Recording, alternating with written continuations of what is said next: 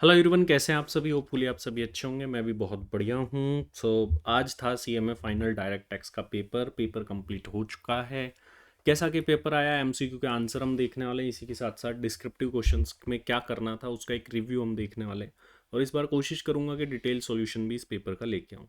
पहले overall review बता देता हूँ। पेपर जो है हार्ड था, कहीं से भी इजी मुझे नहीं लगा फिलहाल, अभी इसको सॉल्व करके देख करके जितने भी क्वेश्चन अभी कम शॉर्ट टाइम में मैं देख पाया हूँ। एमसीक्यू भी इतने आसान नहीं थे, एमसीक्यू भी हार्ड थे। मैं ये कह सकता हूँ कि पिछले कुछ अटेम्प्ट्स के अगर मैं पेपर देखूँ तो उनमें से आया हुआ सबसे हार्ड पेपर है। जिन बच्चों ने एक्सक्लूसिव सीए में पढ़ाई नहीं करी है, उसका स्टडी मटेरियल नहीं पढ़ा है, उनके लिए तो ये और भी ज़्यादा बहुत मुश्किल हो जाएगा। क्योंकि जो बच्चे सीए की क्लासेस लेकर के पढ़ते हैं तो वहाँ से कुछ कंटेंट ऐसा था जो कि एक्स्ट्रा था और आईसीएमआई स्टडी मैट से एक्सक्लूसिवली पूछा गया था, ये भी चीज़ देखी गई। तो पेपर इजी नहीं था। काफ़ी बच्चे हो सकता है कि इस पेपर की वजह से डिसअपॉइंट हो गए हो, बट डोंट वरी, पेपर सारे देने हैं। कई बार अगर पेपर हार्ड आता है तो चेकिंग इजी करी जाती है। तो इस बात को ध्यान में रखते हुए आपको पेपर सारे देने हैं। चलिए आइए जानते हैं एक के बाद में एक। पहले क्वेश्चन में सिचुएशन दी गई थी। फर्स्ट क्वेश्चन के अंदर बोला गया था कि किसी का जो प्रोफेशनल है, प्रोफेशनल रिसिप्ट वो 12 लाख रुपीज़ है और कोई टीडीएस क्रेडिट वगैरह नहीं है। ठीक है। और रिसिप्ट 12 लाख है और टैक्स वगैरह जो है, टोटल इनकम जो फाइनली निकली वो 2 लाख ही निकली। ये इससे के केस में अलग अलग आपको जो है ऑप्शंस दे दिए गए थे। यहाँ पर रूल 12A भी लगाना था और इसके अकॉर्डिंगली ये जो पॉइंट डी था, this is the right answer. इनको कंपल्सरीली रिटर्न फाइल करना पड़ेगा क्योंकि 10 लाख के ऊपर इनकी जो है वो ग्रॉस रिसिप्ट जा चुकी है। उसके बाद में था एक एलएलपी है जिसने अपनी इनकम डिक्लेयर करी 1,20,000, बट बाद में असेसमेंट में कर दी गई 1,65,000 और ये हुआ 10 फरवरी 2026 को। ठीक है। कोई एडवांस टैक्स टीडीएस का क्रेडिट नहीं था। 234B का जो है यहाँ पर टैक्स इंटरेस्ट पूछा गया है। सबसे पहले देखिए, 234B में इंटरेस्ट तभी चार्ज किया जाता है जब टोटल के 90% से भी कम एडवांस टैक्स डिपॉजिट हो। ठीक है, तभी किया जाता है। यहाँ पर तो कुछ टैक्स वगैरह ऐसे बता नहीं रखा है। तो यहाँ पर हम ये मान सकते हैं कि 1,20,000 पे तो पूरा डिपॉजिट हो गया होगा और 165 जो एनहांस हुआ उस पर कुछ भी नहीं हुआ होगा। तो सबसे पहले तो आप देखोगे कि जो इनकम है वो 45,000 रुपीज़ से कम बताई गई है।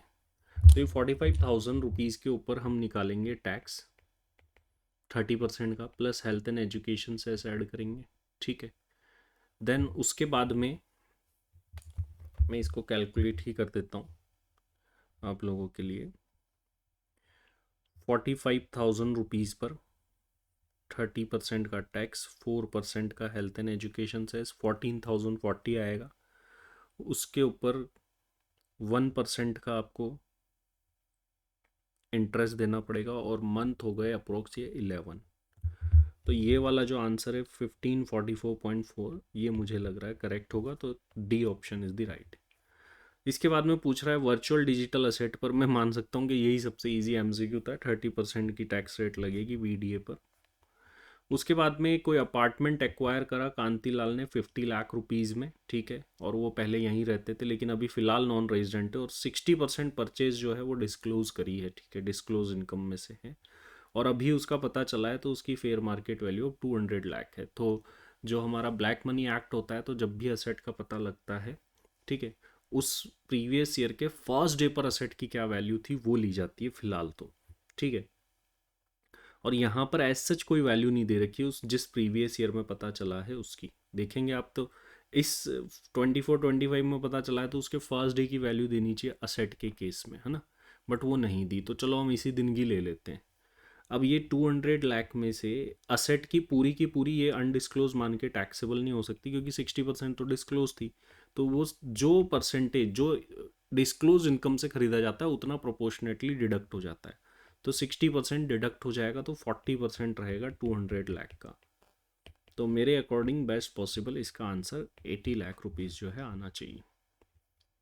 उसके बाद में during the course of assessment Sheela and company का assessment it was found bogus purchase मिली। तो बोगस परचेज के केस में जो है सेक्शन 271 AA लग जाता है और वो 100% पेनल्टी लगाता है जितनी भी बोगस परचेज होती है। तो 5 लाख पे 5 लाख की पेनल्टी लग के इसका जो करेक्ट आंसर आएगा वो ए आ जाएगा।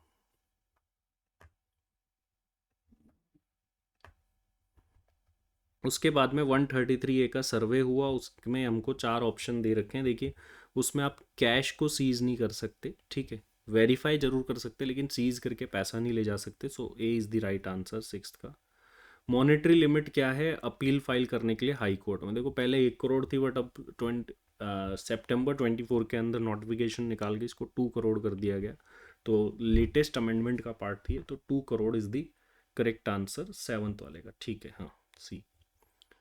अलान प्राइवेट लिमिटेड फॉलोइंग, अब ये जो आईसीडीएस है इतना ध्यान से कोई पढ़ता नहीं है, ठीक है। ये आईसीडीएस को इस बार काफ़ी दे दिया, एक बड़ा क्वेश्चन भी दे दिया, यहाँ भी दे दिया, इस वजह से भी पेपर हार्ड हो गया। और आईसीडीएस के प्रैक्टिसेबल क्वेश्चंस भी अवेलेबल नहीं है कि हम उसको पढ़ सकते हैं बट प्रैक्टिस नहीं कर सकते, और ये लेस इंपॉर्टेंट में आता है। बट इस बार आईसीडीएस काफ़ी दिया गया है। अब यहाँ पर जो है आईसीडीएस 8 के अकॉर्डिंग सिक्योरिटीज़ की वैल्यू पूछी गई है, तो यहाँ पर कैटेगरी वाइज वैल्यू होती है, ठीक है। और कॉस्ट और NRV, cost and NRV which ever is less पर होती है, ठीक है। तो यहाँ पर देखें तो इनकी कॉस्ट है 1500, 800, 2300, ठीक है, और ये 1200, 900, 2100। तो ये इक्विटी शेयर्स वाली जो कैटेगरी है ये 2100 पर वैल्यू होगी। ऐसी तरीके से हम इनको देखें तो 2500 और 3400, लेस क्या है 2500, तो ये इस पर वैल्यू होगी। दोनों को देखेंगे तो 4600 आ जाएगा। तो ए इज़ द करेक्ट आंसर इसका। रमेश ने सेल करा 80 लाख में इनकी रेजिडेंशियल हाउस, उस पर लॉन्ग टर्म कैपिटल गेन हो गया 55 लाख का, और इन्होंने बॉन्ड खरीद लिए एनएचआई के, तो अभी फॉर 50 लाख रुपीज़ में। इसको क्या कहेंगे? तो ये तो टैक्स प्लानिंग कर रहा है, अगले का टैक्स बच जाए इस अकॉर्डिंग। तो B is the correct answer. कुछ एमसीक्यू तो बहुत ही ईजी और कुछ हार्ड भी थे। अब which method is generally considered most appropriate for determining ALP in case of transfer of unique intangible? तो देखो यूनिक या फिर ऐसा कोई ट्रांजेक्शन जो फर्स्ट टाइम हो रहा है, नॉर्मल कोर्स ऑफ बिजनेस में नहीं होता है, तो यहाँ पर प्रॉफिट स्प्लिट मेथड लगता है, ये भी हमने पढ़ा हुआ है। तो यहाँ पर profit split method is the correct answer. PQR limited ने सप्लाई करे गुड्स एसोसिएट एंटरप्राइज को, it applied advance pricing agreement in respect of transaction amounted to ₹150 crore.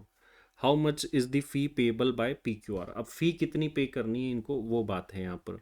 150 crore है, देखो इसमें अलग अलग ब्रैकेट बने हुए हैं, 100 करोड़, मतलब बहुत डेप्थ में जाकर के पूछा है। फिर 200 करोड़ तक का, तो 200 करोड़ तक की जो फी होती है वो 15 लाख रुपीज़ होती है। आई थिंक ये सी इज़ द करेक्ट आंसर। बोले सेफ हार्बर रूल्स क्या होते हैं? देखो सेफ हार्बर रूल्स डिस्प्यूट्स को कम करने के लिए बनाए, ये डिटेल्ड तो नहीं है सीएमए के सिलेबस में। तो सेफ हार्बर रूल का मतलब क्या है? देखो ये सेफ हार्बर रूल ऐसे हैं कि इसके अकॉर्डिंग अगर आप डिक्लेयर करोगे अपनी ट्रांसफर प्राइसिंग या इनकम, तो इनकम टैक्स डिपार्टमेंट उसको एक्सेप्ट कर लेगा और बात खत्म हो जाएगी। तो ये B is the correct answer, ठीक है।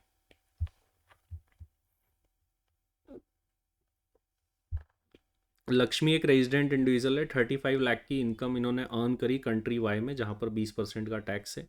कोई DTAA नहीं है कंट्री वाई का इनके साथ में। अब ये पूछ रहा है भाई अगर DTAA नहीं भी हो, वहाँ भी कोई इनकम अर्न कर ली, यहाँ भी कर ली, तो यूनिलेटरल रिलीफ मिलती है सेक्शन 91 के अंदर। तो ये अलग अलग स्टेटमेंट दे रखे हैं और बोला है कि इसमें से कौन सा स्टेटमेंट करेक्ट होगा। तो यहाँ पर C is the correct answer. Lakshmi will be able to get relief of the tax paid in country Y even though there is no DTAA between India and country Y. Confuse बहुत किया है इसमें, मतलब बहुत कम बच्चे होंगे जो इसको ठीक से कर पाएंगे। इवन दो ये बहुत ईजी एमसीक्यू है फिर भी, क्योंकि इसमें देखो कन्फ्यूजन ये वाला भी सही लग जाएगा कि इन्फॉर्मेशन शेयर, बट हम ऐसा कुछ पढ़ते ही नहीं है, तो आपको वो स्टिक टू द पॉइंट रहना पड़ता है। ये मैं हार्ड में मानूंगा, क्योंकि ये इतना डिटेल में जाकर के ये आर्टिकल्स एंड ऑल नहीं पढ़े जाते, ये बहुत सारे आर्टिकल है, इसको पढ़ना बहुत मुश्किल होता है, ठीक है।